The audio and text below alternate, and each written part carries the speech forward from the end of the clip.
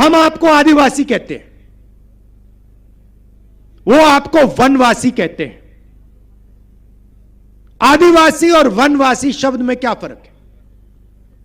आदिवासी का मतलब वो लोग जो हिंदुस्तान के, इस धरती के, भारत माता के पहले मालिक थे। बात समझिए, बात समझिए। इस देश में जो भी जमीन है, जो भी जल है, जो भी जंगल है, वो सबसे पहले आदिवासियों का हुआ करता था। अब इस शब्द के अंदर बहुत कुछ छुपा हुआ है।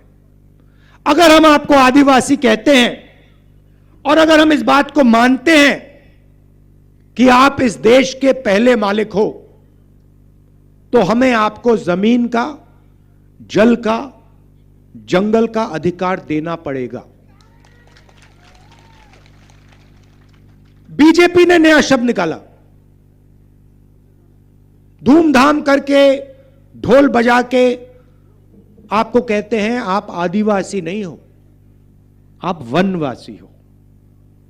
वनवासी का मतलब वो लोग जो जंगल में रहते हैं। भाई और बहनों, वनवासी के कोई अधिकार नहीं है। वनवासी का मतलब आप तो जंगल में रहते हो, आपको जमीन का अधिकार थोड़ी हो सकता है। आपको जल का अधिकार, जंगल का अधिकार थोड़ी हो सकता है। आप तो जंगल में रहते हो, आप तो जानवर जैसे हो। वनवासी के ये मतलब है।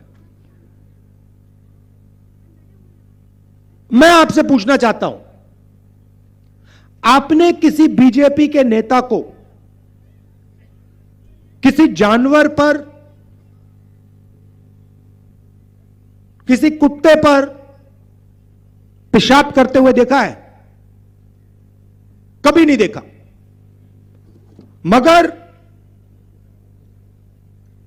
आपने बीजेपी के एमएलए को मध्य प्रदेश में एक आदिवासी युवा के ऊपर पेशाब करते हुए देखा है।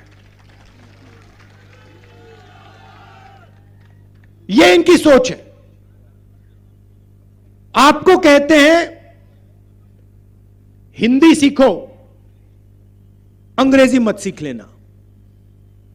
मगर अगर आप बीजेपी के किसी भी नेता से पूछो, भैया आप कहते हो कि हमें अंग्रेजी नहीं सीखना, आपके बच्चे कौन से स्कूल में पढ़ते हैं? English medium. सारे के सारे बीजेपी के बच्चे, अमित शाह के बेटे, राजनाथ सिंह के बेटे, सारे के सारे इंग्लिश मीडियम में पढ़ते हैं। क्यों? क्योंकि उनको मालूम है सबसे अच्छी नौकरियां call centre, IT, software, engineering, सबसे अच्छी नौकरियों के लिए आपको अंग्रेजी बोलनी पड़ेगी। और वो चाहते हैं कि आदिवासी जंगल में रहें, बीजेपी के एमएलए उन पर पेशाब करें, वीडियो वायरल करें, और आदिवासी युवा ना पढ़ें, ना लिखें, ना अंग्रेजी बोलें। मैं चाहता हूं कि आदिवासी युवा अगर पायलट बनना चाहता है, अमेरिका में हवाई जहाज में जाना चाहता है, उसका हक बनता है। लॉयर बनना चाहता है, इंजीनियर बनना चाहता है, डॉक्टर बनना चाहता है, आप असली मालिक हो इस जमीन के, हक बनता है। कांग्रेस पार्टी पैसा कानून लाई, जमीन अधिकरण बिल लाई, ट्राइबल बिल लाई, मनरेगा लाई, आपके अधिकारों की रक्षा करने के लिए, आपको अपना अधिकार देने के लिए। बीजेपी ने पैसा कानून रद्द कर दिया, जमीन अधिकरण बिल रद्द कर दिया, और आप पर पेशाब करके कहते हैं भैया आप लोग वनवासी हो। पहले हर भाषण में नरेंद्र मोदी आदिवासियों को वनवासी कहता था। उसके भाषण देख लीजिए, आप वनवासी हो। जैसे ही मैंने यह बात बोली कि वनवासी में और आदिवासी में फर्क है, और नरेंद्र मोदी खबरदार आपने वनवासी शब्द का प्रयोग किया, उसके बाद नरेंद्र मोदी ने वनवासी बंद कर दिया। मैं आपको बता रहा हूं, जब तक कांग्रेस पार्टी है तब तक आदिवासियों की अधिकारों की हम रक्षा करेंगे।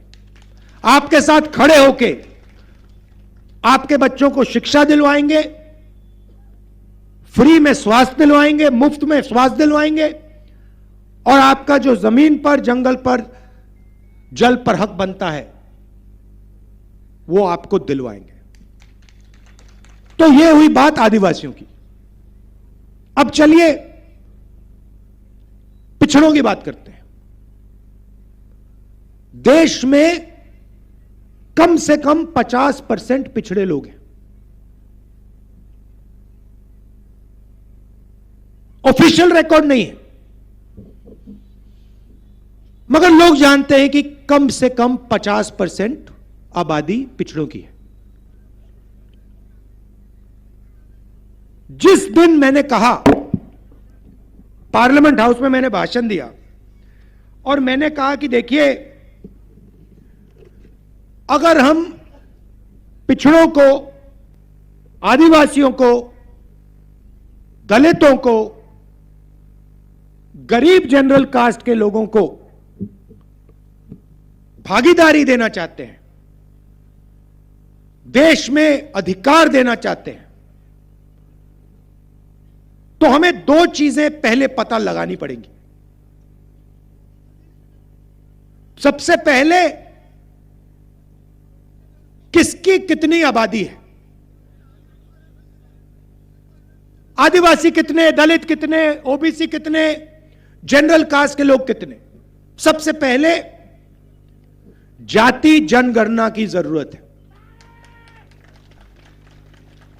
अगर हम अधिकार की बात कर रहे हैं, भागीदारी की बात कर रहे हैं, तो कितने लोग कौन सी जात के, कौन से समाज के हैं, वो तो पता लगाना ही पड़ेगा। इसको हम जाति जनगणना कहते हैं। और दूसरा सवाल, हिंदुस्तान का जो धन है,